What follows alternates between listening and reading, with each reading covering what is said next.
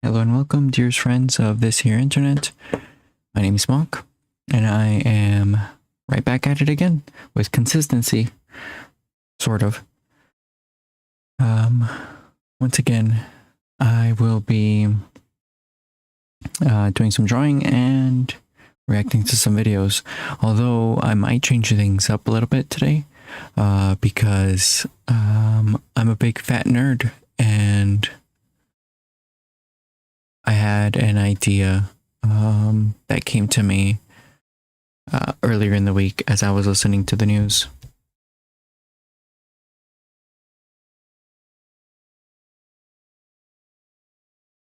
All right, since we're just getting started, I am going to be doing some sound checks, making sure everything's working.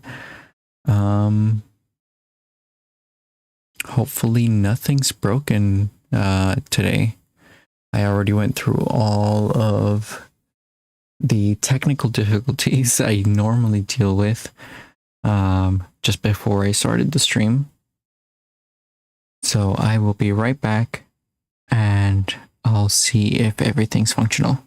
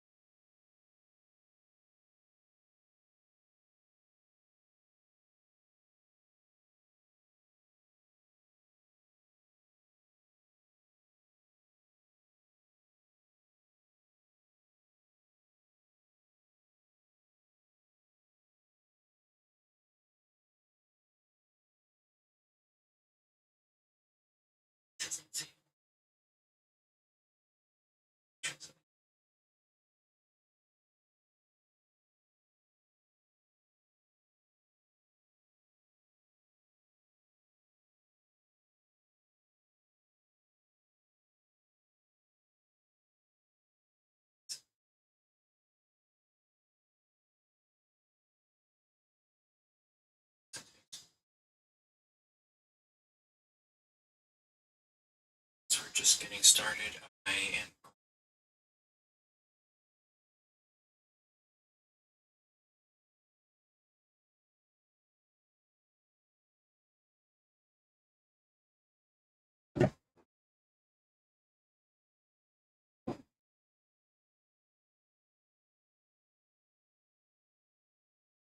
And surprise, surprise, not everything is functional, but we just have a few minor issues that can be easily taken care of.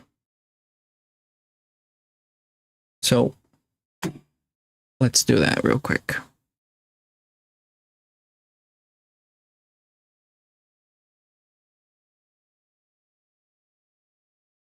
Our background music is not working, and the simple answer is I didn't select it correctly. So that's back on, and all I gotta do is hit play. Maybe you should relax and have a drink. Let's see if that's working. Yep, we're all good.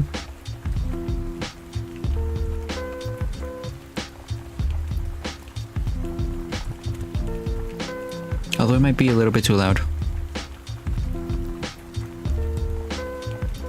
Yeah, I think the music itself is a little bit too loud. So I'll turn that down a little bit.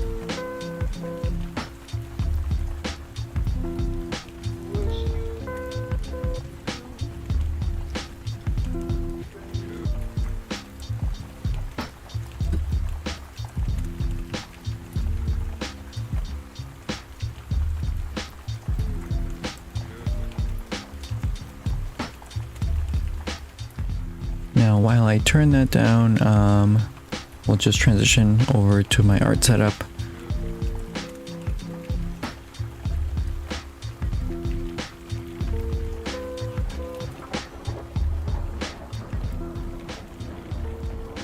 I think that should be good for the music.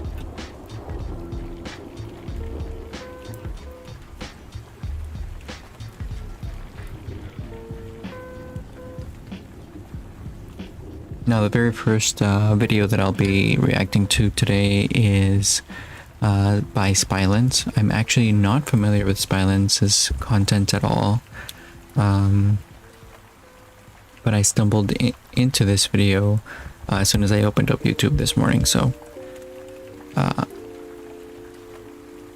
let's see what it's about.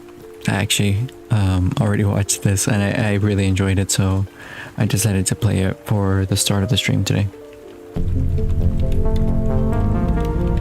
Motivation's a strange thing, isn't it? Some days it's there the second you wake up. So clear, so focused, like you can actually see the path forward. And then, some days it's quiet. You open the project, stare at the screen, and that question slips in. What's the point? Here's the truth. Motivation comes and goes. You can't build everything on a feeling. So when it fades, don't wait for it to come back. Go back to your why.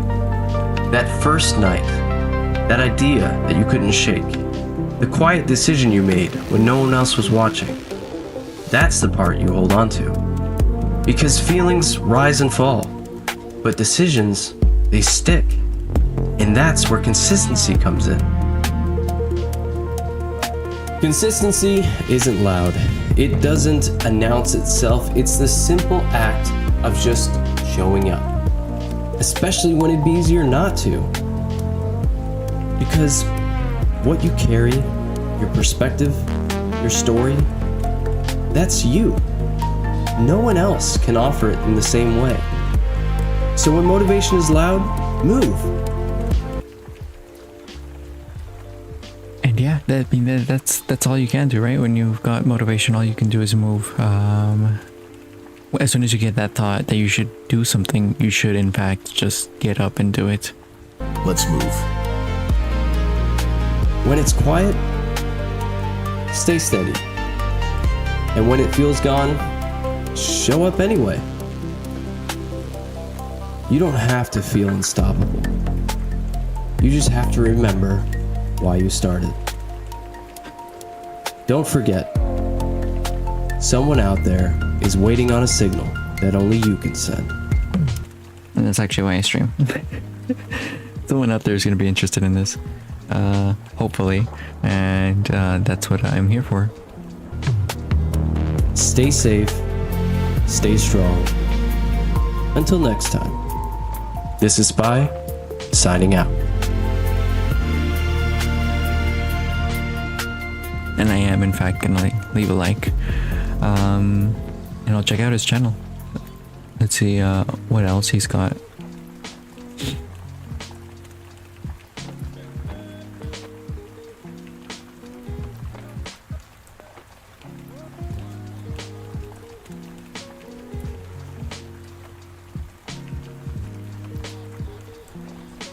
Oh, he doesn't even have that many videos. I thought he was, with the amount of work that went into that short 2-minute video, I thought he would have like an entire catalog of videos to watch, but it seems he's fairly new.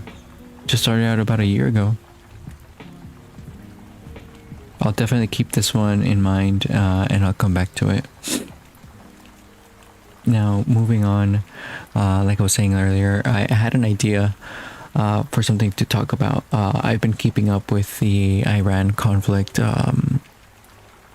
pretty much every single day ever since it started, and even before it started. And I am a big fat nerd, and I am really into Halo, as you can see. So I started to notice some really interesting similarities between what's going on and the story of Halo, which was amusing to me, and it was very interesting.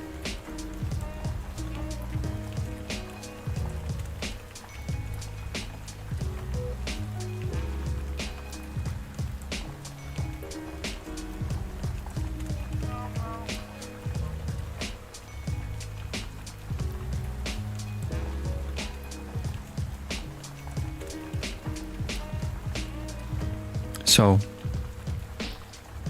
as soon as I noticed these similarities, I started breaking everything down, and I immediately sent a really long sort of breakdown of the conflict so far to my friends who are also interested in the Halo series.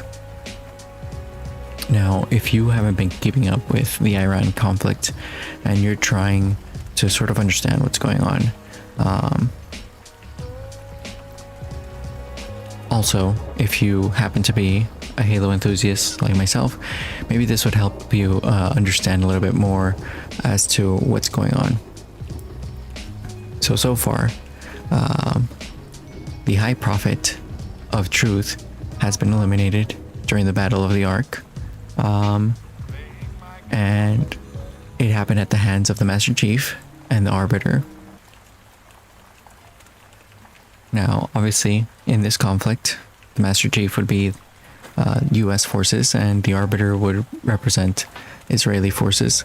Following the execution of the High Prophet, two of his successors were also swiftly defeated: a Minor Prophet and the Son of Truth.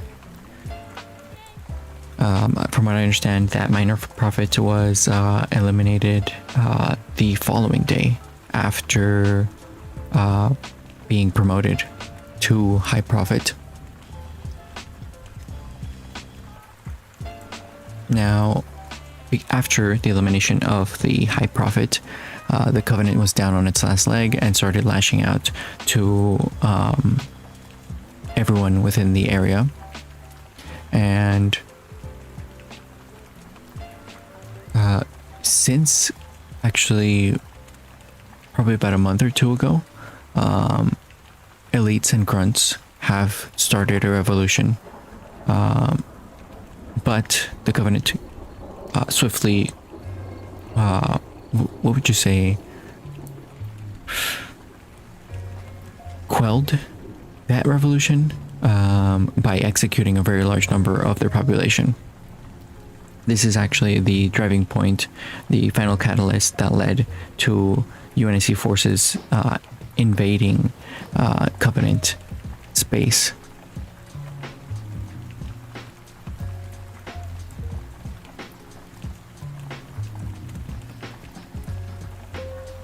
So, despite the fact that grunts and elites revolted, brute loyalist forces are unwavering, and the outer colonies, after declaring neutrality, have now begun their support for UNSC forces, following various Covenant attacks on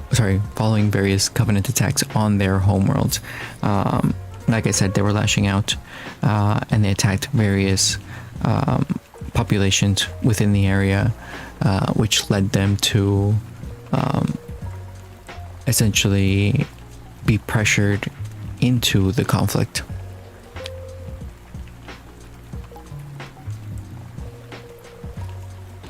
Following that splinter faction, the Storm Covenant has declared war on the UNSC and began mobilizing. Their leader, Julum Dama, however, was declared dead just 10 minutes after that declaration of war. The UNSC has since seen minimal casualties, 3 in total. That was about a week ago.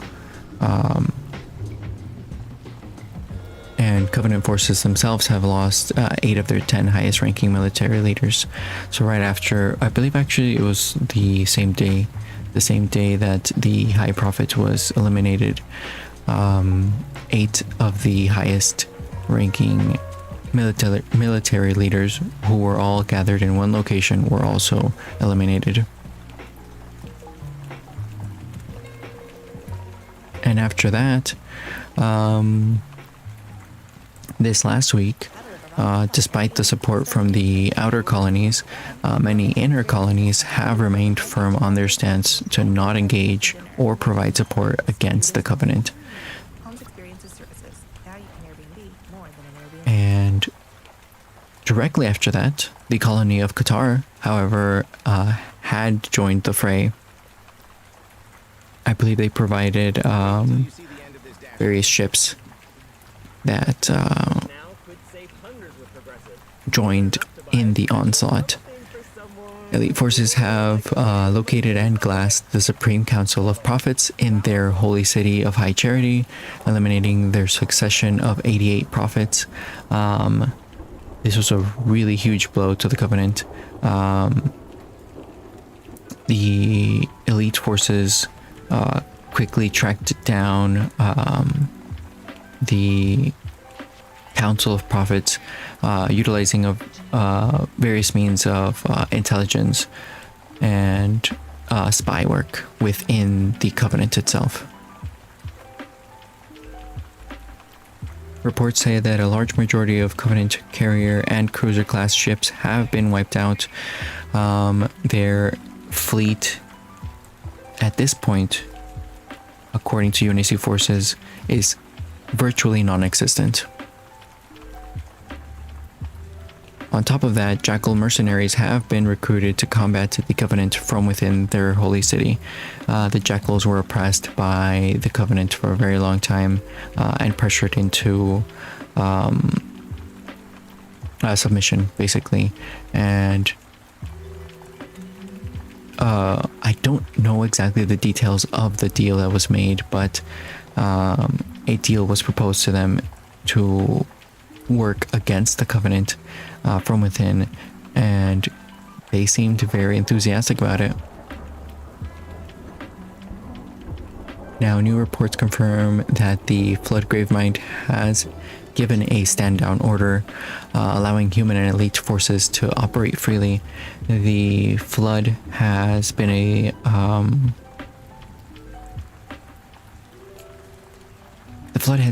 long supporter of the Covenant in their operations, because sowing chaos throughout the system has been very beneficial to the Flood in their movements. But recently it's been uncovered that they essentially gave a green light to all human and elite soldiers and forces, so that it would allow them to completely wipe out the Covenant and stop the Great Journey.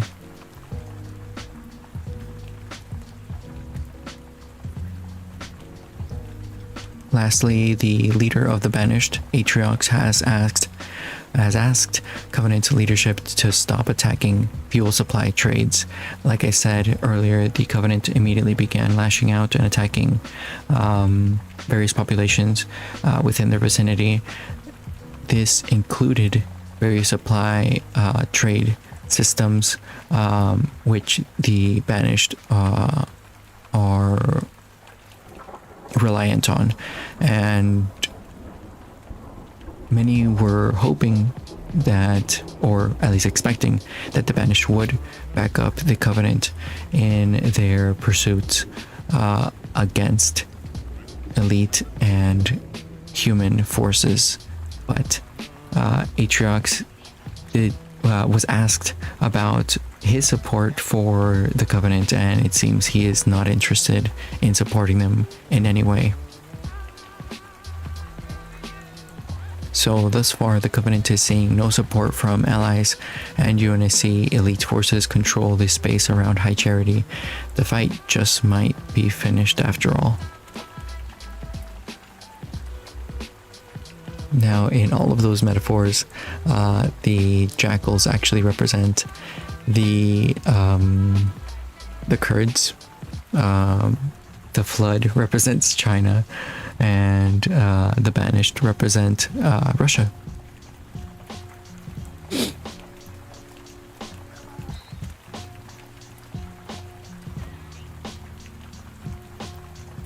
So, if you're a Halo nerd and you've been having some trouble trying to figure out what exactly is going on in the Middle East at the moment, hopefully that might give you some context and some, what would you say, like some visual aid to sort of better understand what's going on right now.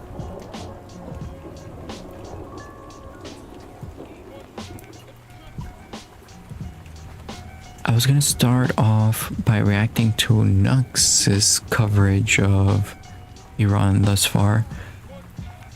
But I think I'm all caught Has up, anyone caught up actually with made it to Nux. level 4 before? If you're slightly I've congested, been kind of use binge level 1. watching his content lately. I'm gonna scroll through and see if in fact I am caught up or if I've missed this video. What the hell is this image?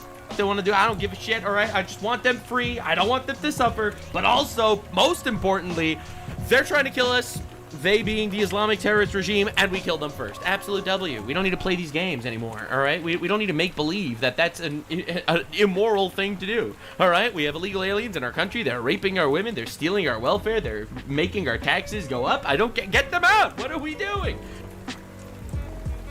The supreme leader of Cuba. I'm telling you, man, it's going to happen. Now, Marcus Rubius has been cooking constantly on Cuba, and this is one of the most telling moments in his career regarding Cuba. You're just going to move on to a couple of other issues. Your comments. So a lot of people are hoping that, following our takedown of Maduro's dictator and following our takedown of the Iranian regime, we might finally do something substantial on Cuba. Bless me. I honestly don't really know if Cuba is really a big target anymore. I mean, after the death of Fidel Castro, what exactly are they doing anymore? It doesn't really seem like they're all that important. Now, that said, they were providing a lot of support, military support for Maduro, it seems. All of the Maduro's bodyguards and closest, what would you say, military consultants were all Cuban. That Havana should be concerned about the Maduro operation is fueling speculation that Based. this administration will turn its sights to Cuba next. Yes, based. Will you make a public commitment Oh, today this is to awesome. rule out U.S. regime change in Cuba? Every leftist, no, leave the murderous communist dictator controlled by our foreign adversaries alone. No, please make a promise. Commit that you're not going to overthrow a terrorist dictator. Regime change? Yes. Oh no, I think we would love to see the regime change. We would like. That doesn't mean that we're going to make a change, but we would love to see it change. gonna There's no happen. doubt about the fact It's that it would gonna be happen. of great benefit to the United States. Trump is realizing that the more El Presidente he captures, the higher his ratings get. If Cuba was no longer governed Yeah. by an That had been insane. The fact that approval ratings have gone up after so much action has been taken within just the past couple of months. autocratic I regime. mean, but you know what we mean by regime change. We don't mean I wish someone else were in charge. When we talk about regime change, we're talking about using the power of the United States, usually kinetic power, but often other kinds of coercion. And I'm not even saying that that's always not in our interest. I'm just saying, I'm not asking you whether we would prefer a different kind of government. I'm asking whether you are trying to precipitate the fall of the current regime. Yeah, but that's statutory. The Helms-Burton Act, the U.S. embargo on Cuba is codified. It was codified in law, and it requires regime change in order for us to lift the embargo. Okay. Basically, bro says, I would love to see regime change. Now, a lot of people are crying about regime change and shit, specifically in this regard, but people are forgetting that Donald Trump tweeted this today. Delcy Rodriguez, president of Venezuela, doing a great job working with the U.S. representatives very well. The oil is beginning to flow. The professionalism and dedication between the countries is a very nice thing to Yeah. see. And of course, Delcy Rodriguez needs to suck it a little bit from the back if possible. I thank President Donald Trump for the kind willingness of his government to work together on an agenda that strengthens binational cooperation. Yeah, it's crazy how compliant Delcy has been from Venezuela. But I don't believe the Venezuelan people actually want her in charge of Venezuela. So I wonder what that's actually going to lead to, or what's going to happen as a result. Because Maduro made it very difficult for elections to take place. But now that he's gone, will she just be removed democratically? Because so far it's seeming like they aren't going to take her out forcefully, which is probably a good thing. Not taking her out forcefully shows not only the Venezuelan people, but the broader global community that what is going on in Venezuela and what happened with us taking their leader was not really about regime change. It was not about manipulating the Venezuelan government to our will, but rather helping the Venezuelan government and its people to get rid of their biggest hurdle, basically their biggest roadblock to actual progress being made in their nation. Sorry. Of course, for the benefit of the people of the United States of Venezuela. Yeah, so it seems like we spent 88 minutes of our time. All right, we went in there, we captured Maduro and El Presidente, we threw him in a dungeon. All right, we freed the nation. Venezuela's happy. Venezuela love us. Venezuelans have been celebrating Trump in the streets just like the Iranians are celebrating Trump in the streets. Of course, the leftists said this is going to cause some sort of gigantic meltdown. The replacement's going to be even worse. But it seems like the replacement really doesn't want to get Maduro'd. I am noticing that when at fear at being put at gunpoint, suddenly things are cleaning themselves up. It's so wild how that keeps happening. So we cut off China's oil reserves from Venezuela. We have a new ally that's more than happy to give us oil, and they're afraid of getting Maduro. So that's a just gigantic W. So yeah, unfortunately, force does ultimately get things moving. when Marco Rubio says, I would love to see regime change, we would love to see regime change. This is just Marco Rubio, the new president of Cuba. I really love these memes. These memes are so freaking ridiculous. This is him getting ready and prepared to get involved. Now, anyway, a lot of people don't know this, but watch the leftoids cry. Do U.S. Americans know that every single year at the General Assembly of the United Nations, the United Nations, the enemy of America, by the way, the United Nations, the entire world votes to condemn our country for the criminal blockade of Cuba. Not just the communists, the global south, the entire world. Actually, that's not true. There is one other country aside from the United States of America that also supports the blockade of Cuba. You know, the other country that actually deals with consistent terrorism from outside of their borders. Isn't that weird? Isn't that weird how that keeps happening? Wow, it's just us and our greatest ally working together to kill terrorists and shit. I don't know, bro. It's kind of insane how this keeps happening. So, yes, no, actually, good thing that there's an embargo on Cuba. Because Cuba, for those of you that are unaware, Cuba did mass arbitrary detentions and political prisoners. Hundreds to thousands of people imprisoned for political reasons. Yeah, if anyone acts as if Cuba really never did anything wrong, that is incredibly contradictory to the Cuban people who did literally all they could to flee that nation. They would, literally, there is no contesting this point, swim through shark-infested waters in order to get into the US.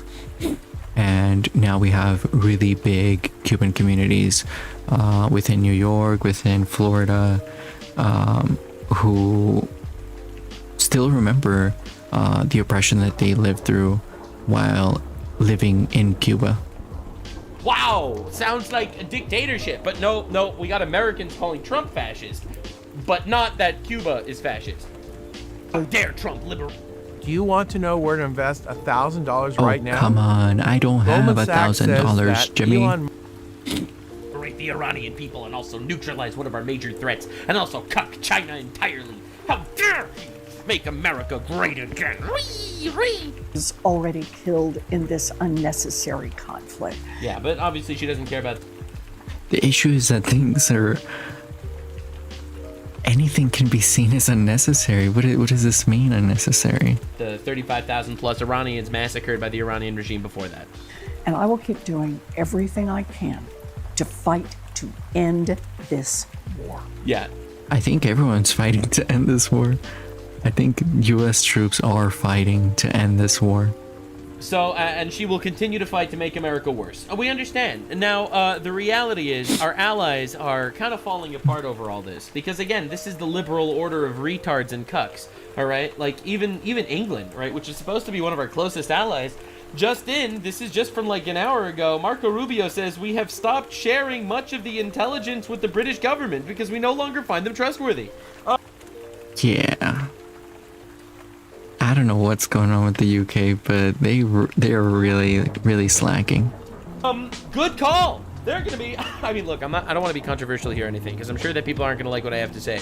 But the United Kingdom might be the first Muslim majority country that's an actual nuclear threat to the United States. Like, we're memeing about it, but we're memeing. 20% so far, estimates say, and according to certain specialists, the Muslim group within the UK is the fastest growing group, or the fastest growing demographic within like the last decade or two. So that 20% is very quickly growing. About it, but that's a scary potential reality if England doesn't get their shit together. I mean, this is what they're doing. Because I believe not only Japan and the US, but also England have been dropping in their native populations. So it might actually become a Muslim majority country eventually. Now, England just released this campaign ad today. I just got all my devices taken away by the police. My mum couldn't believe it. I might get a criminal record and not be able to go to college. I only shared a link. I just thought it was funny. But it was terrorist content. And that is not a game. It's real life. Yeah. So, quite literally, they're trying to scare 13-year-olds from sharing memes because they might be committing acts of terrorism and going to jail for it. I don't know, man. The way that the UK labels terrorism, I really don't trust them. All right, this is the level of cucked we are. Did you know that 98% of terrorist attacks in the United Kingdom over the last 5 years was Islamic terrorism? No, Nux. The UK labels them as Asian terrorism. Of course, they show a white kid as the terrorist in the ad. It's like, it's unbelievable stuff, honestly. So, really, are these our allies? These absolute cucks? Get out of here with me with this shit, all right? This 13-year-old kid does not deserve to be in prison for sharing terrorist content. You know who does? Maduro. Oh, but it's violating the sovereignty. Don't care. I actually don't think I watched this video. I'm skipping through and I'm not finding anything that I remember. Playing ball with us every step of the way right now. Increase global instability. Global instability. What the fuck does that mean? Those are complete nothing burger words. What is that? Now, there's going to be people that see this and say that this is all Trump's fault. But you got to ask yourself something. Why is it that this government can't support itself? Why is it 100% reliant on... Definitely haven't watched this. Okay. Man. Let's roll it back. I've been commenting on random segments. This is a 1 hour and 12-minute video, and I've been struggling with getting my stream started. So this whole video might just be me reacting to Nux. And Donald Trump really got Maduro in January. As a matter of fact, I'm gonna play it just a little bit faster so we can get through it in a timely manner.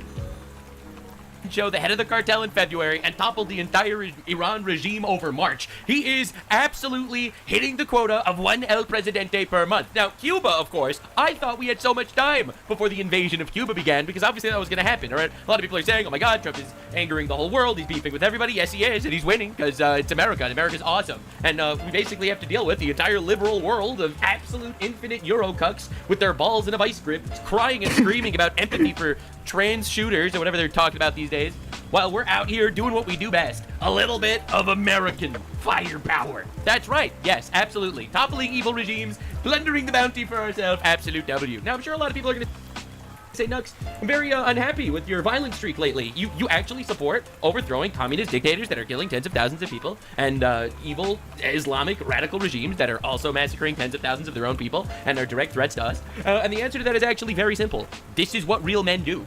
Yeah, it's as simple as that. Real men will kill people before they attempt to kill us. Real men will liberate people, as well as also taking a little bit of extra oil as a, payment for our good deeds. This is the heroes in every single historical book about fantasy and knights saving princesses from dragons. Okay, this is what we were meant to do as men. Now, all the liberal cuck leaders that have been ordered... There has been a lot of justification, or what would be the opposite? Criticism. There's been a lot of criticism of the current actions being taken against Iran, due to the fact that Iran hasn't actually done anything yet. The obvious issue with that is that, well, if you give someone the opportunity to actually take action against you after they've made threats against you, that puts you at a severe disadvantage. So the question is, do we take their threats seriously, or do we just not care? Ordering their testicles on Temu, those guys, unfortunately, don't have what it takes. So while we're battling Iran and we're also toppling Venezuela, I have to show you exactly what's going on the world stage, why this is super important for us, as well as how we're going to battle China by crippling their entire oil reserves, and also why Cuba is coming sooner than we think. It's actually happening now. The Cuba invasion actually started, and no one's really talking about it because no one really knows what's going on, but you've got to see this. All hail Marcus Rubius, first of his name. But before... Honestly, he's been going off. It's crazy. He started out as Little Marco. No one really seemed to take him all that seriously. But he's been blowing the whistle on all of these issues for a very long time. And now that he's actually been given opportunity to take action and represent U.S. interests, he has been on a crazy roll. He has, in fact, earned the title of Marcus Rubius. We go anywhere. We have to understand that Cuba was promised to us 3,000 years ago, okay? It's in our hemisphere, which means basically it's our land, it's our turf. That's an El Presidente that we will be taking. It's a communist regime. And you have to understand, we have so many of our violent immigrants coming in from Cuba because did you know that 18% of Cuba left? 18% under the current regime. They just abandoned ship. Yeah, we don't need to deal with that anymore, actually. Now, a lot of people are saying, oh my god, Trump is doing so poorly. He's starting beef and wars with all these other people. You have to understand something. People like justice. Real men actually like this shit. All right? We don't like being absolutely cucked and neutered by this liberal order where actually international law dictates that you're not allowed to liberate an entire people from an oppressive communist dictator. Actually, according to international law, we needed to get a lot of really old fucking boomers to get together and argue and ponder over whether maybe perhaps we should stop terrorists from killing us. All right, well, people are tired of that shit. All right, we tried it your way, the old boomer cuck way. We're tired of it. All right, we want to go crusade, okay, and that's what we're gonna do. So you want to know the craziest part?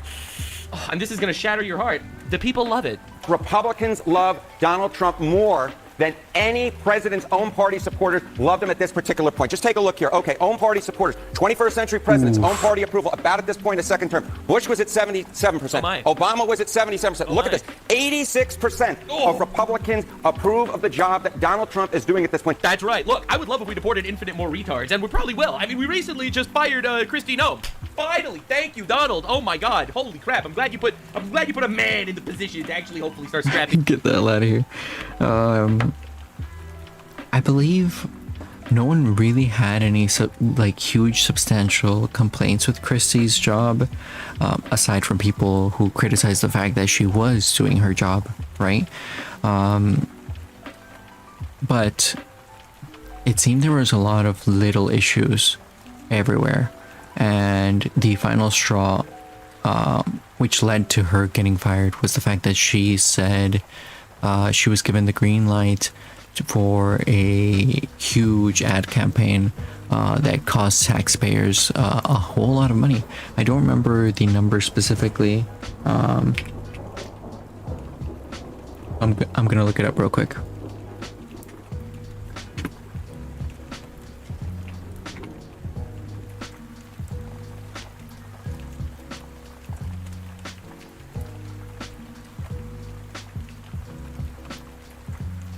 Illegal aliens to trebuchets and launching them into Cuba or whatever. So apparently the ad campaign might have cost just about $220 million. Yeah. And after finding out about this, the American public was not very happy. Trump was not very happy, and she was swiftly fired. wherever the fuck we're gonna be putting. I don't really care. They're here illegally. They were offered to leave. They didn't want to leave. Now we pick a Mexico and we ship them there. And I know people are gonna say that I don't have empathy. No, they don't have empathy. I have empathy for our country getting raped by illegal aliens. All right, you don't have empathy. Okay, I don't care where they go. They just can't be here. And if they refuse to leave themselves, then we're gonna put them wherever we want. That's my stance. Now you probably think that that's rude. My opinion is fuck yourself. I don't care what your opinion of my opinion is. All right, quite literally. As it said in Game of Thrones, the blue retard does not concern himself with the opinions of the sheep. Your ethics suck, my guy. Yeah, the child castration party is going to explain to me why it's unethical to deport people that are invading our country in any way we see fit. I don't care. And honestly, so many more people don't care either. In fact, I think that one of the major things that's been holding some people back is the fact that we could just do things. All right, this is going to be the motto of the video, essentially. We could just do things, you know? We could just fucking kill the Ayatollah, all right, before they kill us in Iran, all right? And then we could just kill the guy that they have as a replacement, and then we could kill a council of 88 people planning on a replacement for the Ayatollah, a murderous dictatorist regime that was massacring their own people, raping children on an industrial scale, and quite literally planning to kill us. We could just do things. We could just fucking kill them. That's right. Oh, we don't like the fact that Maduro is in Venezuela and he's fucking shit up and he's sending us illegal aliens and he's drug trafficking. We could just capture him. We could just roll in the middle of the night, take him in his pajamas, put him on a plane, and put him in a prison somewhere in the basement of some Brooklyn mental institution. We could do that shit. And Cuba is going to find out really soon that we could do things to them too. Cuba's an outpost for China in our hemisphere, and we don't like that. So therefore, we could just do things. And the reality is, people really like when you just do things. People don't want to see you hemming and hawing and figuring out and twiddling your tongues. No, people love watching dictators fucking fall apart. That is higher than either Obama or Bush had within their own party at this point. Trump's magic touch has not seen a war off yet when it comes to the Republican base. And what kind of approval are we talking about here? Okay, so we're talking about overall approval here. How about the strongly approved, not just like, but love. Okay, we're going to look at these same presidents again. Strong approval among your own party's base. What you see is Trump is the only one who gets a majority at this point in their majority that love him. And that's right, because we wanted to see a guy come in and do things. Now, it's actually happening. The own party approval second term, Trump is actually dominating because he's fucking doing things. Is he doing enough? No. Again, trebuchets, cannons, right? Stuff them into cannons, launch them somewhere into one of the Mexicos. I don't really care. But I think that's diabolical, and you love to see it. Now, in fact. Yeah, many have criticized him for just not doing enough. The issue is there is much to do. A lot went wrong within the past 4 years, and a lot has been going wrong within, some would argue, the past like 30 years. So there's a lot to do, and not all of it is going to be done by this current administration. We'll have to see what else can be done by the following administration. So next election is going to be extreme to not only revert the current progress being made by this administration's plans, but they also want to undo what they are doing. Or actually, that's the same thing. Not just undo, but go in the opposite direction, basically. So the question is, what does that actually entail? Fact. Trump said to Politico, people are loving what's happening. Cuba is gonna fall too. And it's like, whoa, did old Donald actually say that? That's crazy. And the truth is, he's right. People are loving what's... In fact, Trump said to Politico, people are loving what's happening. Cuba is gonna fall too. And it's like, whoa, did old Donald actually say that? That's crazy. And the truth is, he's right. People are loving what's happening. Despite the fact that people on Twitter are really mad about this war with Iran, and, you know, they all get 1 million likes on their tweets because all of Pakistan is fighting they're fighting the eighth flank of the war here, liking fucking tweets that are saying Trump is bad because he killed a pedophile. All right, like, this is the most unbelievable thing ever. All right, oh my God, a tweet with a lot of Pakistani likes on it. Holy shit, call off the war. Yeah, anyway, it's not working. The reality is, people actually fully support the idea of toppling terrorist, murderous regimes that quite literally have not only killed tens of thousands of their own people, hundreds of thousands of people in the region, but thousands of Americans, all right? And also literally chanting death to America with the plan to build nukes and ballistic missiles to kill us here in our homeland. My opinion is, yes, those guys need to die. And Donald Trump delivered them to hell directly. One-way trip. Not because we needed boots on the ground, not because we're trying to spread democracy. Nope, actually, we don't care. Those guys, they wanted to kill us, and therefore, we killed them first. That's right, that's it, that's literally it. Obviously, I would love if the Iranian people rise up, create a beautiful liberal democracy or whatever the fuck they want to do. I don't give a shit, all right? I just want them free. I don't want them to suffer. But also, most importantly, they're trying to kill us. they being the Islamic terrorist regime, and we kill them first. Absolute W. We don't need to play these games anymore, all right? We don't need to make believe that that's an immoral thing to do, all right? We have illegal aliens in our country. They're raping our women. They're stealing our welfare. They're making our taxes go up. I don't get them out. What are we doing? Anyway, my stance is very simple, actually. Now, a lot of people thought this was fake, but then they actually caught him on this one. Very badly, failing. Cuba right now is, to put it mildly, a failing nation. And Cuba, failing nation. He's right, by the way, because Cuba's communist, and communism inherently can never work unless it's funded by an outside source like China. I've been hearing about Cuba. I said before, since I'm a little boy, I've been hearing about Cuba, and everybody wanted to change it. I can see that happening. Marco Rubio is dealing on it. Oh yeah, Rubio, Marcus Rubio, first of his name. He's more than happy to topple the Cuba regime. And at a very high level. And, you know, they have no money, they have no oil, they have no food. They're a useless bitch nation that is slowly dying. Now, one of the reasons why, a lot of people don't know this, but Venezuela, actually gives Cuba oil and shit, right? Also, Cuba is a military outpost for China, all right? They're an ally of Iran. Iran sends Iranian terrorists to train in Cuba, but also, and this is also important, Cuba is inherently a dead country now. Who's gonna go to fucking Cuba? Run by a communist dictator, Chinese ball gaggler? No one wants to go there. No one wants to... Yeah. Cuba has been having a lot of trouble for a while now. That's why I'm not entirely sure about the justifications for taking American action within Cuba, because of the fact that does Cuba even matter anymore? To give them tourism money even, all right? Cuba's dead. It's a dead country. In fact, they were literally hiring Cuban mercenaries as Maduro's security in Venezuela.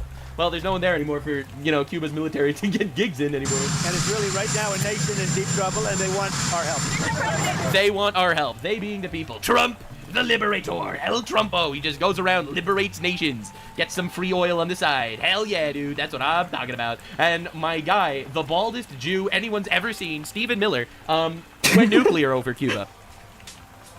Damn, the baldest Jew anyone's ever seen. He is very bald.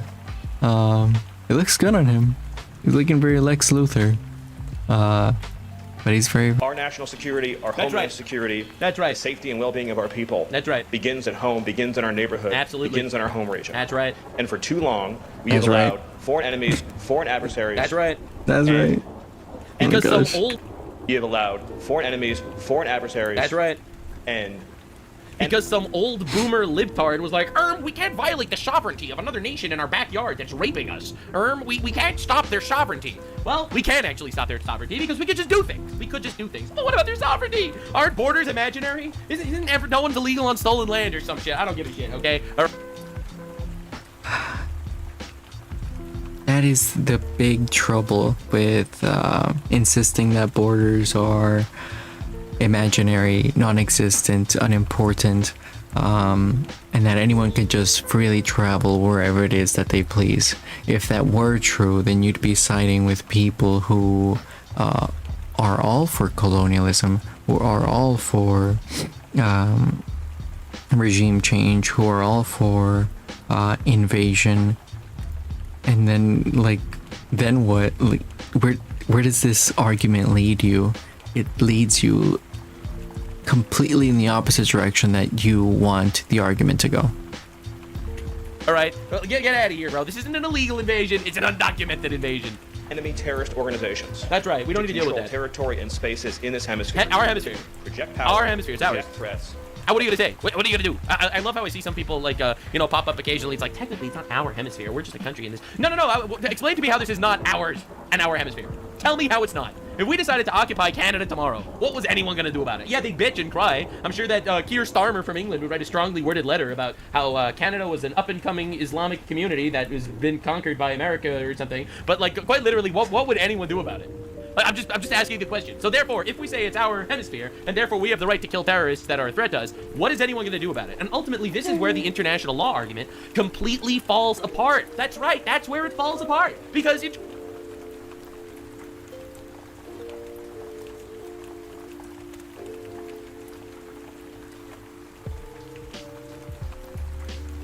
international law can only exist if it can be enforced, and no one can enforce shit on us. You know, because we're the strongest, most powerful nation on the planet, and quite literally everyone needs us. And directly threaten the lives of your citizens and our citizens. Yeah, we don't need to play this Under game. the leadership of President Trump, we are using hard power, That's military right. power, That's lethal right. force. Dog, I'm paying enough taxes that my military can kill terrorists, okay? I'm just saying. my American blood is fucking pumping. There's nothing more American than killing terrorists, goddammit. To protect and defend the American homeland.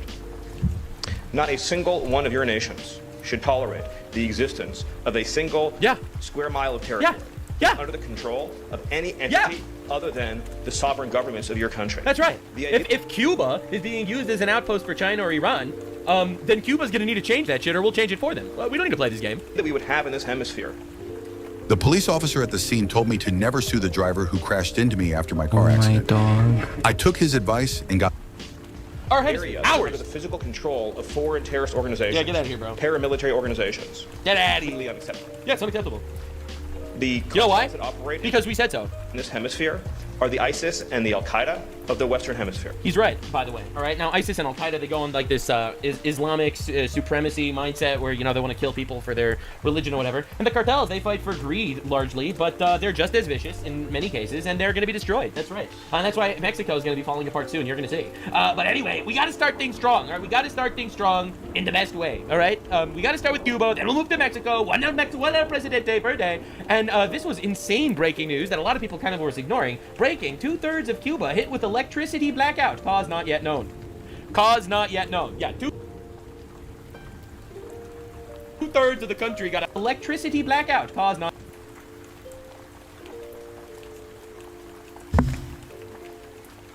But, I mean, it's Cuba. Do we expect things like this to happen there? Yeah. Not yet known. Cause not yet known. Yeah, 2/3 of the country got a blackout. Right? What did communists use before candles? Electricity. There it is, baby. There it is. That's what I'm talking about. Absolutely. It's communism. Communism is the greatest good for all the people. They come together. We get poor. We get corrupt. We have a dictator to make sure that we're all corrupt and poor. We let Iranians rape us in our land, and then America says, not in my hemisphere, and then they capture the El Presidente. That's just how it works. I'm sorry. Now, cause not yet known for this blackout. A lot of people are suspecting certain things. A lot of people are suspecting that maybe the cause is somewhat known by some people for this blackout. Really? 2/3 of the country? Remember, this is after Cuba killed 4 Americans on a boat off their shores, and that wasn't really ever properly explained. Now, Marcus Rubius has been cooking. He has Cuba in his crosshairs. The reason why things are as bad as they are is because they have an economic model that does not exist, that does not work. Correct. It doesn't exist anywhere in the world. That's right. It is not functional. It's true. And the only way Cuba's going to have a better future is if it has a different economic model. Well, how is the economic model going to change? I mean, currently they're propped up by China. So how are they going to have a different economic model? Can someone explain to me what would happen in between? Well, I know that Marco Rubio, next week when the U.S. takes Cuba, he is already prepared. He is already prepared to become the next supreme leader of Cuba. I'm telling you, man, it's going to happen. Now, Marcus Rubius has been cooking constantly on Cuba, and this is one of the most telling moments in his career regarding Cuba. I'm just going to move on to a couple of other issues. Your comments that Havana should be concerned about the Maduro operation is fueling speculation that this administration will turn its sights to Cuba next. Yes, based. Will you make a public commitment today to rule out U.S. regime change in Cuba? Every leftist, no, leave the murderous communist dictator controlled by our foreign adversaries alone. No, please make a promise. Commit that you're not going to overthrow a terrorist dictator. Regime change? Yes. Oh, no, I think we would love to see the regime change. We would like that doesn't mean that we're going to make a change, but we would love to see it change. There's no doubt about the fact that it would be a great benefit to the United States. Trump is realizing that the more El Presidentes he captures, the higher his ratings get. If Cuba was no longer governed by an autocratic regime. But you know what we mean by regime change. We don't mean I wish someone else were in charge. When we talk about regime change, we're talking about using the power of the United States, usually kinetic power, but often other kinds of coercion. And I'm not even saying that that's always not in our interest. I'm just saying, I'm not asking you whether we would prefer a different kind of government. I'm asking whether you are trying to precipitate the fall of the current regime. Yeah, but that's statutory. The Helms-Burton Act, the U.S. embargo on Cuba is codified. It was codified in law, and it requires regime change in order for us to lift the embargo. Okay.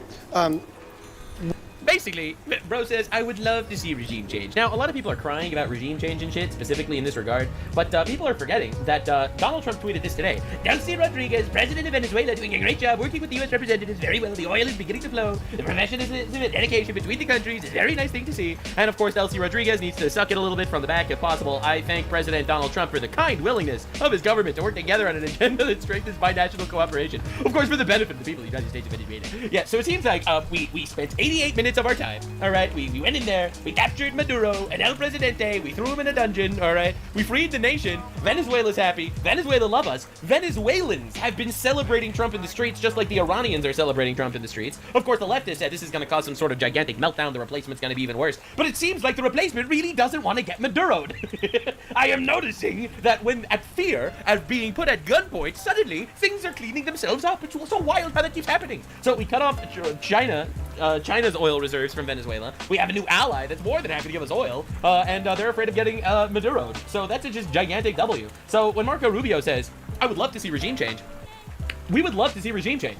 This is just Marco Rubio as the new president of Cuba. This is him getting ready and prepared to get involved. Now, anyway, a lot of people don't know this, but watch the leftoids cry. Do U.S. Americans know that every single year at the General Assembly of the United Nations, the enemy of America, by the way, the United Nations, the entire world votes to condemn our country for the criminal blockade of Cuba. Not just the communists, the global south, the entire world. Actually, that's not true. There is one other country aside from the United States of America that also supports the blockade of Cuba. You know, the other country that actually deals with consistent terrorism from outside of their borders. Isn't that weird? Isn't that weird how that keeps happening? Wow, it's just us and our greatest ally working together to kill terrorists and shit. I don't know, bro. It's kind of insane how this keeps happening. So, yes, no, actually, good thing that there's an embargo on Cuba, because Cuba, for those of you that are unaware, Cuba did mass arbitrary detentions and political prisoners, hundreds to thousands of people imprisoned for political reasons.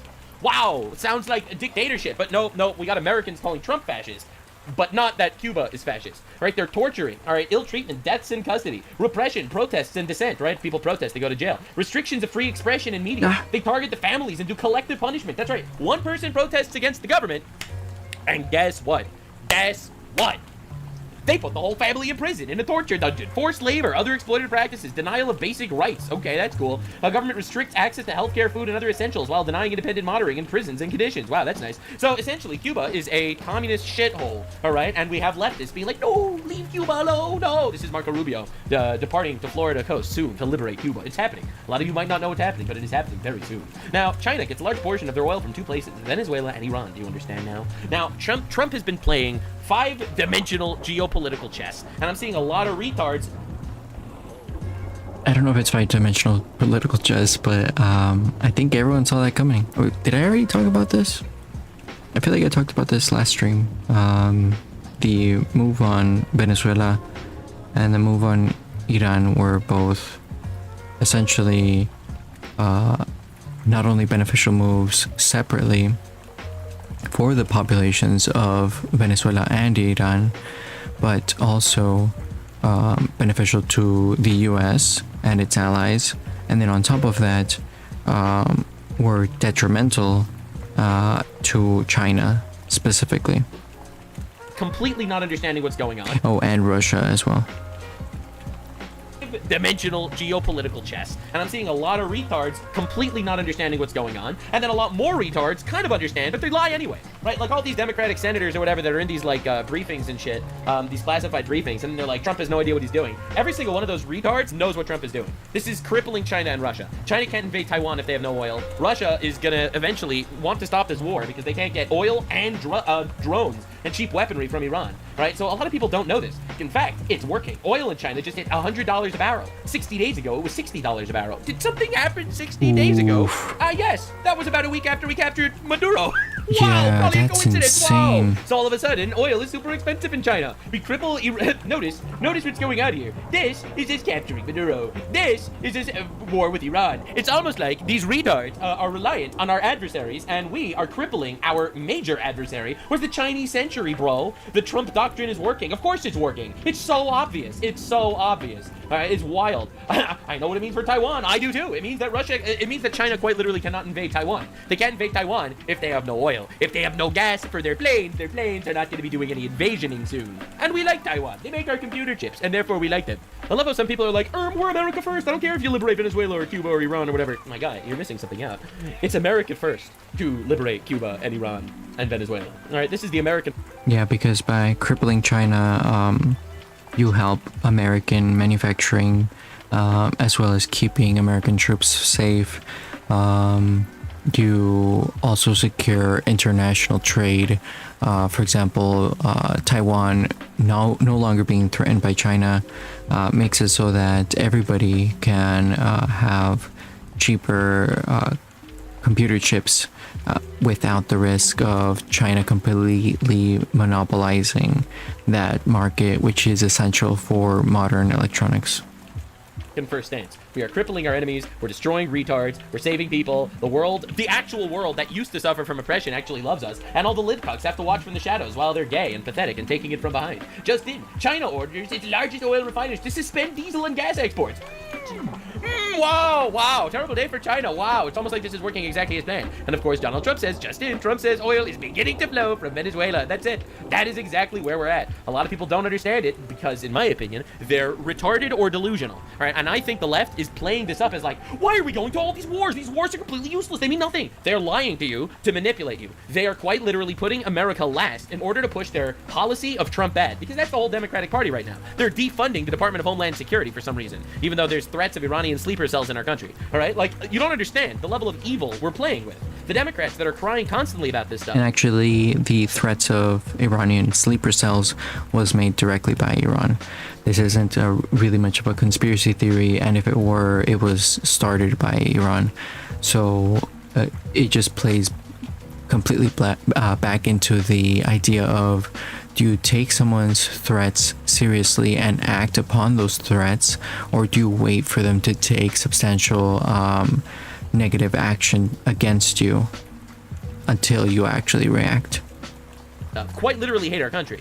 Now, the Democrats claim the reason why they don't want to fund the Department of Homeland Security is because they hate Kristi Noem, but that was just proven a lie. So Donald Trump made this tweet just like an hour ago. I am pleased to announce the highly respected United States Senator from the great state of Oklahoma, Mark Wayne Mullen, will become the United States Secretary of Homeland Security, DHS, effective March 31st, 2026. The current Secretary, Kristi Noem, who has served as well and has numerous and spectacular results, especially on the border, will be moving to Special Envoy for the Shield of Americans, our new security initiative in the Western Hemisphere. We are announcing on Saturday in Doral, Florida. I thank Kristi for her service at Homeland, serving 10 years in the United States House of Representatives, 3 in the Senate. Mark Wayne has done a tremendous job representing the wonderful people of Oklahoma, where I won all 77 out of 77 counties in 2016, 2020, and 2024. A MAGA warrior, former undefeated congressional MMA fighter, Mark Wayne truly gets along well with the people and knows the wisdom and courage required to advance our America First agenda. As the only Native American in the Senate, Mark Wayne is a fantastic advocate for our incredible tribal communities. Mark Wayne will work tirelessly to keep our borders secure, stop migrant crime, murderers, and other criminals from illegally entering our country, end the scourge of illegal drugs, make America safe again. Mark Wayne will make a spectacular Secretary of Homeland Security. Thank you for attention to this matter. I just hope Mark Wayne has bigger balls than Kristi Noem and deports the fuck out of millions of these illegals. That's what I have to say. Moving on, I'm not sad to see Kristi Noem go. Seeing kind of just the character of Senator Mullins, it does seem like he's a very harsh person. He might actually be a lot tougher than Kristi Noem, and I mean, his previous history as an MMA fighter, it definitely sounds very harsh, but we still don't know exactly what he'll do or what his plans are. So things might actually ramp up when it comes to Homeland Security. Just saying, I think this was huge. I would have fired Pam Bondi first, but this needed to happen. I think Kristi Noem did a good job in regards to... Yeah, I don't think anybody likes Pam Bondi. Not the right, not the left. Everyone has been skeptical of her from the very beginning, and ever since the Epstein stuff, they have pretty much lost all faith and trust in her. Stealing the border, but she's not nearly ruthless enough to actually deport all these illegals, and they need to go, every single one of them, all of them. They came into our country legally, they have to go. But I think it's a really good sign that Trump actually decided to fire somebody if they weren't doing enough, and I think that's awesome, and I hope Mark Wayne can actually get the fuck up and kick these people out, no matter how much the media decides to slander him. Now, finally, the Democrats got what they wanted, right? That's exactly what they were asking for. They just said, fire Kristi Noem, just fire her, and we'll fund DHS. They lied. They lied like they breathe. The president has fired Kristi Noem. Good riddance. But the problems at this agency, at ICE, transcend any one person. The rot is deep. The president has to end the violence and rein in ICE. I don't even know what this means. Literally more people are killed by trans people than by ICE agents. That's an objective fact. What would you need to confirm Senator Mullen to this position? Do you need assurances This on is immigration? this is a problem of policy, not personnel. The rot is deep. Oh, really? Rot deep, policy, not personnel, and once again, they're refusing to fund DHS. It's unbelievable that this keeps happening. They're literal enemies of America. Like, this is the enemy within. So, Democrats top demand the whole time Kristi Noem be replaced. They got their wish, and now they're reneging, and they do nothing in good faith. They still refuse to reopen DHS. It's insane stuff. It really is. They hate America that badly. So, anyway, this is just a little bit of an analysis on what's actually going on in the geopolitical conflict. They're in a panic, Jesse. I mean, look, anytime you have these kinds of military operations that are taking place, they have ripple effects. These ripples are actually tidal waves in China. Oh, yeah. Think about it. Over the last 58 days, between what happened in Venezuela and what started happening in Iran, China has lost two of its most important allies in the developing world. They were big energy suppliers, about 20 to 25% of their energy, but China was able to buy that energy on the cheap because they were sanctioned companies. They were paying $15 a barrel less Not anymore. than anybody else was. Not And by the way, anymore. they weren't paying in U.S. dollars. They were paying in the Chinese currency, and that has been a long-term objective of... But I was told Trump didn't actually know what he was doing by reliable sources. Like, I don't even fucking know who. The guy on the Democrat. China to move away from a dollar-based economy. Yes, a child-killing, child-castrating Democrat told me Trump doesn't actually understand real life. Wow, a guy that thinks that there's multiple genders, more than two, told me that Trump actually doesn't understand the reality of the world. That is all gone, but it's having effects that we don't even fully appreciate, Jesse. Look at the AI race. You think, what does this have to do with AI? Well, two of the biggest AI contractors in China are Huawei and ZTE. These are big telecom infrastructure companies. They're vital to China's AI capabilities. They both have huge contracts in Venezuela and Iran for which they are now not going to be paid. Oh, my. I can't we're talking believe about this. tens of billions of dollars in contracts of revenue that they were expecting to get that they weren't getting. They were doing a lot of AI testing in these countries. So the ramifications are enormous. You mean to tell me that this was actually 5D chess and Trump literally crippled all of our enemies on a global scale, cementing us as a world superpower that's kind of uncontested or something? Wow, I was told that Trump didn't actually know what he was doing by Pocahontas. Donald Trump has really shifted the equation with China within a matter of less than 2 months. Yeah. And we're testing our AI in real time under extremely dangerous conditions. So we're getting even more intelligence than they would ever get tinkering around on a computer. The fact that now we control anything that ships out of that strait, so much oil flows out of that strait to the whole world. The fact that we now control it, what does that do to China? It now means we have a chokehold on the strait. Look, assume that China wanted to move on Taiwan, right? There's a military response. Yeah, here we but go. now we have a massive energy response, which That's is right. we simply don't We could just cut China entirely. allow any tankers to ship oil from the Persian Gulf through the... Dude, we own all of the Gulfs. We own all of the ports. All right? We Yeah. own the world. It's ours now, unfortunately. Planet America, that's what we're renaming it. The United Continents of Trump. Strait of Hormuz. We can do it. Yeah. It might have been a little bit dicey had we not taken out the Iranians. Yeah. All of the weak points within global trade have, or from certain reports, seem to have been completely dominated by U.S. forces in South America, in the Middle East, and in certain parts of Asia. That's roughly half of their oil. 40 to 50% of their oil is now suddenly not available to them. So those are enormous methodologies. And look at what happens in terms of military technology, Jesse. China provided their most advanced air defense capabilities to Iran. We That's completely right. We destroyed them. They didn't humiliated shoot them. down one American or Israeli plane. Yeah. This is reminiscent of 1982 when the Israelis flying F-15s went up against the Syrians flying MiGs, and the Israelis beat them 81 aircraft to 0.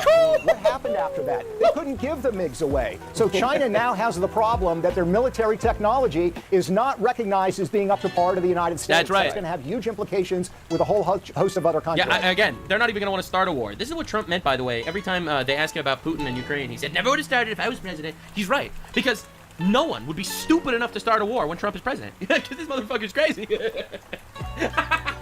See, China's not going to invade Taiwan while Trump is president. No way. He could literally cut off their entire energy infrastructure. He could destroy it, obliterate it. Dude, the Israeli Air Force, and that's a country the size of New Jersey, all right, is more powerful than the Chinese Air Force. That's crazy. So they lose a bunch of customers and they lose face. Now that the United States, if this mission is successful, now we have no idea how this is going to play out. We're praying it works out. If it's successful, what kind of position does that put the United States of America with Venezuela and now Iran more in our orbit? Well, it means that a lot of countries in the developing world that might have been flirting with China don't want to flirt with them anymore. That's right. Why would you want to make a deal with China, a country completely and utterly cucked that could be turned off at any moment? Like, the entire balance of power shifted. People were talking about this like at the Chinese century. Trump was able to, in 2 seconds, all right, a couple of little dictators, a couple of El Presidentes later, and China quite literally has nothing. Because they. And the fact that China has made a commitment not to provide military aid to Iran really kind of shows their hand, really showcases that they don't seem confident in basically squaring off against the US. So that puts any Chinese allies or allies to China in a very difficult place where they aren't really assured that their allyship to China would be, you know, mutually beneficial or stable long term. Realize that China can sign all the quote-unquote strategic partnerships. Yeah, and it doesn't matter, right? Like, they signed all these strategic partnerships with Iran. It's not helping them at all, bro. They're losing ayatollahs fast. But they're not going to do anything about it if their allies get in trouble. I mean, all China's done is send some scolding messages. They haven't done a single thing to stand up for their allies. Second of all, they understand that you know, this administration is the partner that they want to be in business with, not Beijing. Yeah, obviously. World-class humiliation tour for China. It's insane. Now, again, I bring this to your attention once again. This was Elizabeth Warren after coming out of a classified meeting. I just left a classified briefing on Iran, and here's what I can say. It is so much worse than you thought. It's literally fear-mongering and risking the American people for the sake of campaigning. You are right. And by the way, for the record, I think that this is leaking intelligence, right? If it's true that it's such a nightmare and it's bad, then she is basically leaking to our adversaries that we don't know what we're doing in war, all right? I don't believe that for a second. I think we actually know what we're doing incredibly well. But she is telling our adversaries that we don't know what we're doing. And if this is true, then this is treason. To be worried. Trump administration has no plan. It seems like the plan was fucking good, dude. In Iran. This illegal war is no plan in Iran. We just took out all of their leaders. Based on lies, and it was launched without any imminent threat to our nation. Good. That's when we should launch wars. We should launch wars before the threat is imminent. That way we can obliterate them before we actually take too many losses. Based. Donald Trump still hasn't given a single clear reason for this war, and it's unbelievable. Like, these people are actually retarded. He seems to have no plan for how to end it either. Like a lot of you, I am really angry. I am angry at what Donald Trump is doing, and I feel grief for those. How dare Trump liberate the Iranian people and also neutralize one of our major threats, and also cut China entirely? How dare he make America great again? He's already killed in this unnecessary conflict. Yeah, but obviously she doesn't care about the 35,000 plus Iranians massacred by the Iranian regime before that. And I will keep doing everything I can to fight to end this war. Yeah, so, and she will continue to fight to make America worse. We understand. And now, the reality is, our allies are kind of falling apart over all this. Because, again, this is the liberal order of retards and cucks, all right? Like, even England, right, which is supposed to be one of our closest allies, this is just from like an hour ago, Marco Rubio says, we have stopped sharing much of the intelligence with the British government because we no longer find them trustworthy. Good call. They're going to be, I mean, look, I don't want to be controversial here or anything, because I'm sure that people aren't going to like what I have to say. But the United Kingdom might be the first Muslim-majority country that's an actual nuclear threat to the United States. Like, we're memeing about it, but, we're memeing about it. But that's a scary potential reality if England doesn't get their shit together. I mean, this is what they're doing now. England just released this campaign ad, today. I just got all my device taken away by the police. My mum couldn't believe it. I might get a criminal record and not be able to go to college. I only shared a link. I just thought it was funny. But it was terrorist content. And that is not a game. It's real life. Yeah. So, quite literally, they're trying to scare 13-year-olds from sharing memes because they might be committing acts of terrorism and going to jail for it. All right, this is the level of cucked we are. Did you know that 98% of terrorist attacks in the United Kingdom over the last 5 years was Islamic terrorism? Of course, they show a white kid as the terrorist in the ad. It's unbelievable stuff, honestly. So, really, are these our allies? These absolute cucks? Get out of here miss me with this shit, all right? This 13-year-old kid does not deserve to be in prison for sharing terrorist content. You know who does? Maduro. Oh, but it's violating the sovereignty. Don't care. Shut up. La. Your opinions mean nothing. Your boos mean nothing. I've seen what makes you cheer, all right? Miss me with that shit. Don't care. Fuck you. Moving on. All right, let's see what's going on in Cuba. Make a public commitment today to rule out U.S. regime change in Cuba? Regime change? Yes. Oh, no, I think we would love to see the regime change. We would like to, that doesn't mean that we're going to make a change, but we would love to see a change. So, as a U.S. blockade puts the brakes on communist Cuba's plans to continue exploiting its own people, the writing is on the wall. Because without fuel and electricity, the despots running this island prison are calculating their chances of survival, not in years or months, but in just days and weeks, as their regime grinds to a halt, while they find themselves surrounded and isolated with zero chance of escape. Oh, that's rough, Rubbish buddy. on the streets, bikes to get around, power only. Yeah, it's a shithole. It's a shithole.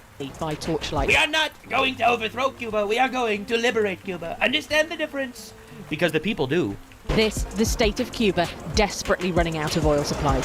Because it's reliant on Venezuela for fuel. You mean to tell me it's a communist country and it's reliant on other people to survive because they can't actually produce anything themselves? Wow, this never happened before. And the US blocking imports of oil from there threatens to grind this island to a halt. They cut the electricity here every day, leaving us without power for 4, 5, 6 hours. Ordinary Cubans are struggling to adapt. Vehicle owners are limited to 20 liters of petrol, purchased through an app with long wait times. What does taking away Venezuelan oil mean for the country of Cuba?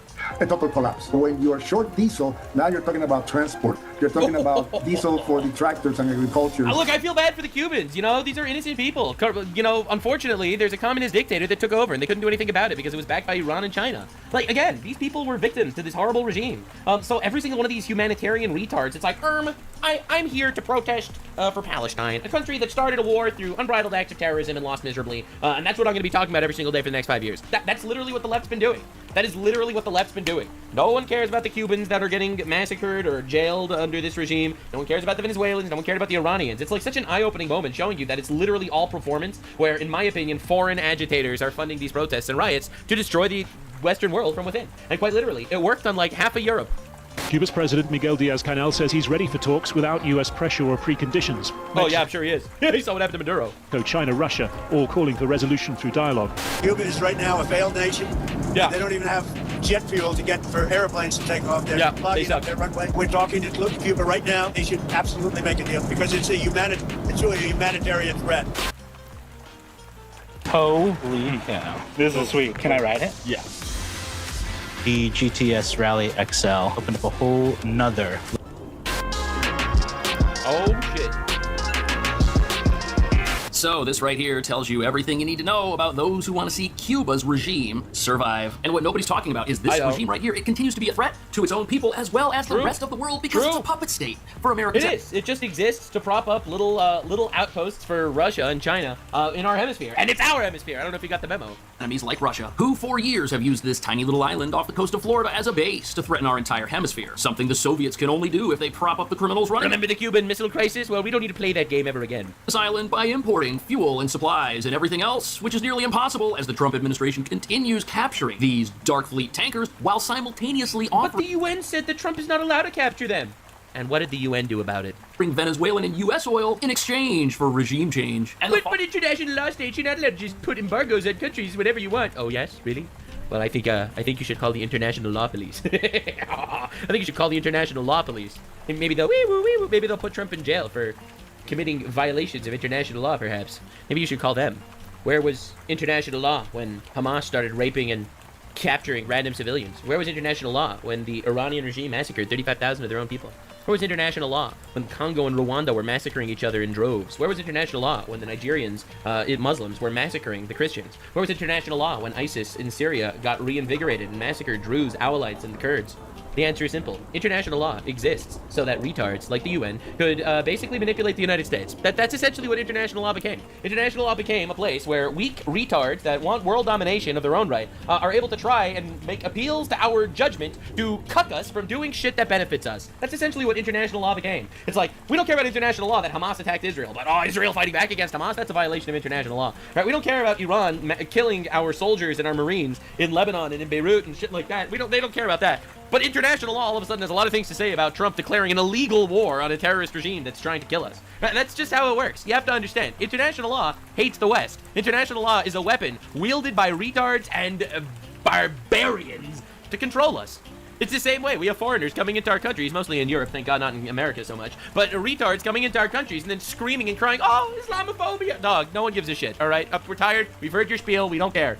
All of Cuba, which is literally days away, is going to be absolute nightmare news for Russia, because with Venezuela gone and Iran out of the picture, this was the last place that gave them a foothold in our hemisphere. And it's the last piece of the sanctions-evading machine. You mean to tell me Trump actually had a plan? Regimes all helped establish. But the good news is that with peace coming to South America in a way the world never envisioned, the gears of freedom and capitalism are in a position to once again bring people out of poverty the second the regime capitalism, let's go. Which is all but assured now that their nearby lifelines, like a formerly communist Venezuela, are gone. Which brings us to the real reason this island dictatorship is steps away from collapse. It is impossible for a foreign adversary like Russia on the other side of the globe to supply this place with everything it needs and prop it up from that far away. It's just not going to happen. I mean, it's not like Russia's doing super well right now either. I mean, they're in this endless war with Ukraine that just really seems to be going nowhere for them. Cuba was staying afloat because of imports from Mexico and Venezuela. And since those are no longer coming in, the regime here is doomed. And once it collapses and its people are freed, not only will prosperity march through the streets of Havana for the first time in decades, but the anti-Western access of cartel-friendly criminal countries teaming up to evade U.S. sanctions and spread mayhem while being backed by China and Russia is going to disappear. But now the question is, how bad are things in Cuba right now, and can their government avert what many say is an impending implosion? Playing dominoes by torchlight. This is how one Cuban family passes a time during a blackout. God Power damn. cuts like this are happening more. And these blackouts have been happening a lot lately. I wonder if there's any outside foreign involvement to make sure that life becomes really annoying for the retards in Cuba. Probably a coincidence. More frequently due to the country's fuel shortage. They cut the electricity here every day, leaving us without power for 4, 5, 6 hours. That's crazy. Since Donald Trump removed Venezuela's leftist leader, Nicolas Maduro, in January. Leftist leader. Communist dictator. These people are insufferable. It's like the way the left manipulates words is evil. It's actually evil. The US has prevented Caracas from supplying oil to Cuba and threatened to impose sanctions on any country. Wow, so it's almost like Trump literally decided, he planned his exact trajectory, okay? He's like, all right, we start out with Venezuela. It cucks Iran, it cucks Cuba. Then we move to Iran. It cucks China, it cucks Cuba. Then we move to Cuba. All right, now there's no foothold into the Western world. China and Russia completely isolated. Russia currently at war, has no help coming. China, poor, broke, they don't have oil, they're out of energy, and all of their defense technology was proven to be retarded, lame, and useless in Iran. Like, bro, this is unbelievable stuff. It does. This is incredibly tragic that average people who don't run the communist... It sucks for the average people, though. It does. At some point, they're going to be really tired. At some point, the protests are going to start. Cuban government have to go through this, but everything we're seeing on screen here, it is not the fault of the United States whatsoever. No, instead it is the fault of an economic system that does not allow the common man to pull himself up out of communism, bro. Communism sucks. It never worked, and it never will. It's a broken system inherently. It inherently makes no sense. Tired of making believe that there are any redeeming features to communism. There aren't. It's all bad. It's not like a system that hasn't been done properly yet. It hasn't been done properly because everyone dies before it happens properly. All right? Unbelievable stuff. 101, that is to blame for everything we're seeing here. And this is the communist playbook. What the regime here is doing is it is holding out its people as... Like, I don't know why. We need to really start humiliating communists more. Dude, communism killed more people than Nazism. All right? It's not even remotely close. It's not even remotely close. Like, it's insane. But for some reason, it gets a pass, and it's cool, and it's awesome, and colleges talk about how communist futures and utopias are good. It's a nightmare. It doesn't make sense. Hostages. And also it violates the commandment of thou shalt not steal. It essentially means that none of the things you actually make you own. All right, the state owns everything, which goes against biblical values of private property. Private property is established in like within the first 10 chapters of Genesis. All right, Abraham buys land from Ephron. All right, like it's literally one of the first major stories in Genesis. Is the purchasing and private ownership of land. All right, it is an anti-God stance. All right, that's why I love seeing communists being like, if Jesus was alive today, he'd be a communist. No, he wouldn't. He would flip a table over and he would call y'all a brood of vipers or some shit. Okay. For the entire world, subjecting them to a humanitarian crisis so that they can maintain their power. Is this a human rights nightmare? Absolutely, but it's been going on for decades. This is not a new phenomenon in Cuba whatsoever. And Cuba hasn't ground to a halt recently because of Donald Trump. No, that happened decades ago when it stopped being free, and that's why the cars are so old. This whole place shows the signs of being stuck in the past with absolutely no future the longer this regime stays in power. They've literally just been propping it up with outside help, but it itself is not a self-sustaining system because it's communist, which ultimately cannot work. It can't work. And to understand how these regimes use their own people as a bargaining chip, so to speak, the second oil and fuel flow back into this country, things are going to power up again, life's going to get a little bit better for people who still have no freedom and are...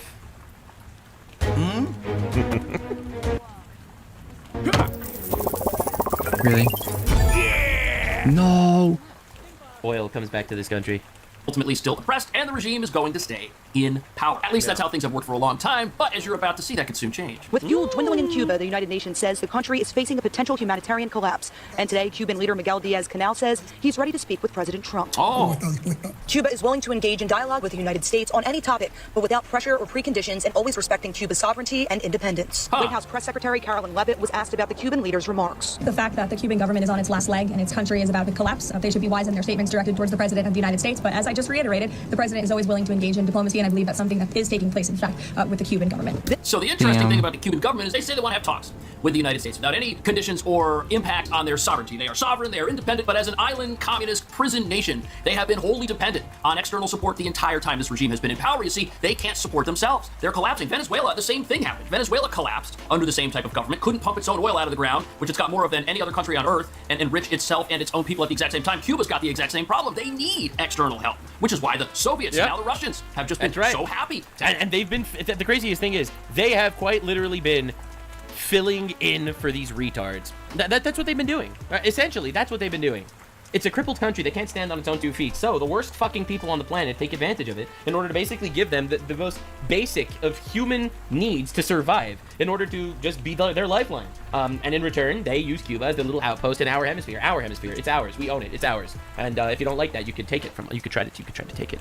Help them out, and why Venezuela was helping them out. You see, you had a whole regime support apparatus going on here, which kept places like Cuba and Venezuela and Iran alive. And the idea that the Cuban government is going to come to some talk with leverage, what leverage do they have over the United States? Their oil was coming from Venezuela. A lot of their imports were coming from Mexico. Mexico has cut them off. And the Venezuelan oil imports, well, those might come back, but look at this, if they do come back, who's going to be controlling them? Oh, look at that, the United States is going to be controlling those oil imports. And when Venezuela is where you get your oil, you get Venezuelan corruption and Russian influence with that oil and that gasoline. But when the US has to do it, that's not going to come with the power anymore, is it? No, this oil, you better believe this is going to come with conditions for a peaceful transfer of power, which is something nobody ever thought was ever going to be on the table. Administration threatened to impose additional... Look, man, we might even be able to get an El Presidente without even sending in our military, all right? The people might actually just be so tired of this shit, they might just figure this out themselves, right? They have no outside help coming.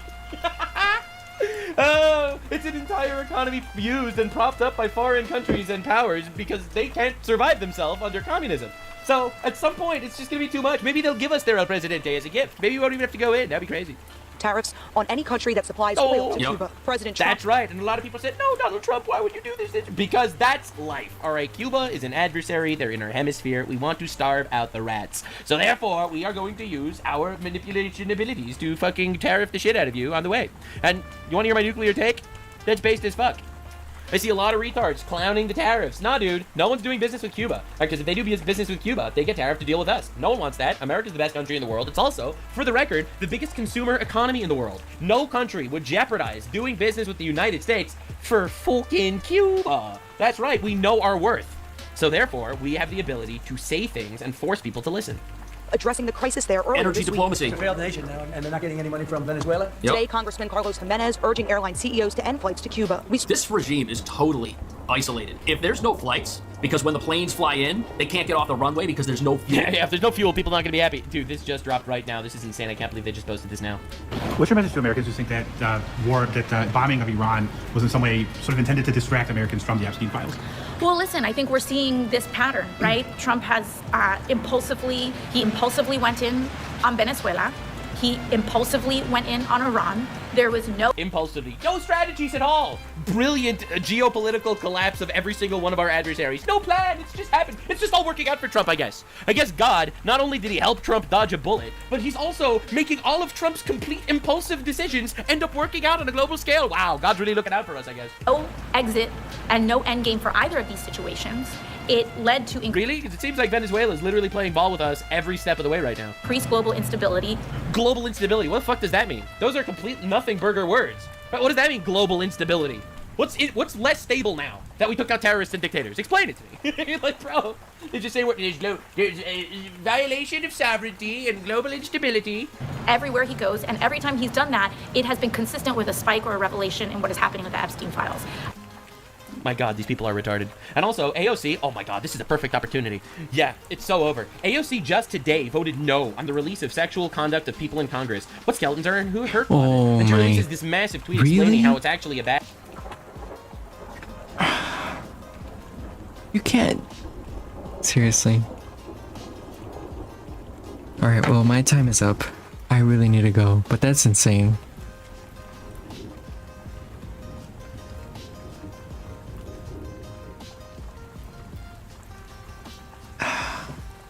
Bro. She's talking about how, she's talking about the Epstein files. You know, on one side, and then on the other side, she's voting against these types of legislations. Like, really?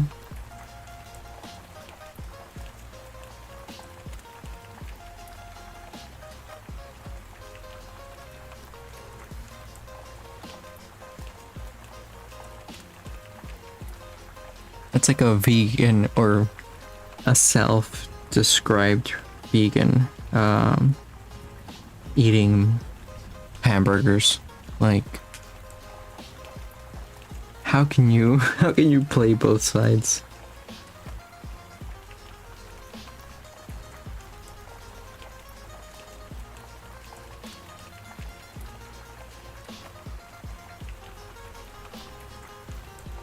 Okay, so we did our best. Unfortunately, just didn't have enough time today.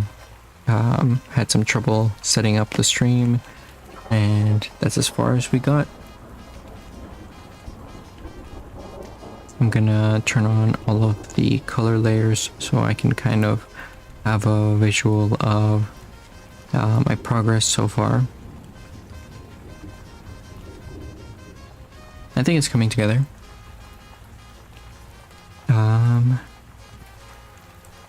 Let's see if we change this to, what was it, overlay?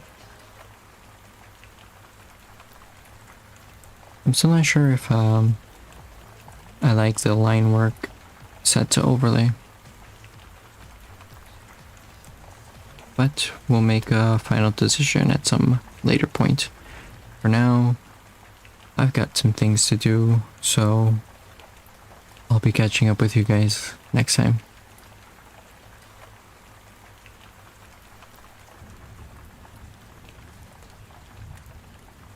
Thanks for tuning in, and good night.